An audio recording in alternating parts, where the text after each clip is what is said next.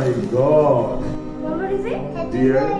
ভালোবাসার টানে যে মেয়েটি একসময় রিক্সা ভাড়া টাকা বাঁচিয়ে দেখা করতে যেতে স্ত্রীর নিথর দেহ পড়ে রইল মর্গে, অথচ দেখা মিলল না স্বামী আলভির। নেপাল থেকে ঢাকা পৌঁছাতে বড়জোর কয়েক ঘন্টা সময় লাগে, কিন্তু দীর্ঘ ৩৫ ঘন্টা পেরিয়ে গেলেও শেষবারের মতো স্ত্রীর মুখ দেখতে এলেন না অভিনেতা আলভি।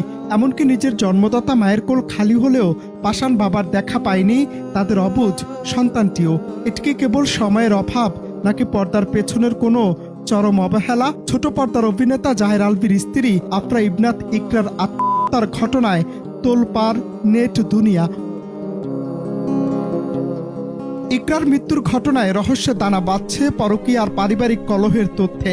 অভিযোগ উঠেছে এই আত্মহননের পেছনে প্ররোচনা দিয়েছেন স্বয়ং স্বামী জাহের আলভি এবং অভিনেত্রী ইফফাত আরা তিথি।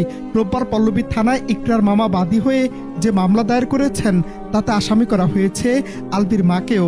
যে সংসার টিকিয়ে রাখতে ইকরা জীবনের সবটুকু উজাড় করে দিয়েছিলেন, সেই সংসারে মানুষগুলোর বিরুদ্ধে আজ উঠেছে গুরুতর সব অভিযোগ। জানাজার সময় বারবার পিছিয়ে বিকেল ৫টা করা হয়েছিল কেবল আলভির ফেরার অপেক্ষায়, কিন্তু দাফন সম্পূর্ণ হয়ে গেলেও স্বামীর শূন্যতা পূরণ হয়নি। এর আগে রাজধানীর শহীদ সোহরাওয়ার্দী হাসপাতালে ময়নাতদন্ত শেষে নিথর দেহটি যখন ময়মনসিংহের ভালুকায় পৌঁছায়, তখন সেখানে বইছিল শোকের মাতম। পারিবারিক কবরস্থানে ইকরাকে চিরনিদ্রায় শায়িত করা হলেও শেষ বিদায় জানাতে আসেননি তার ভালোবাসার মানুষটি।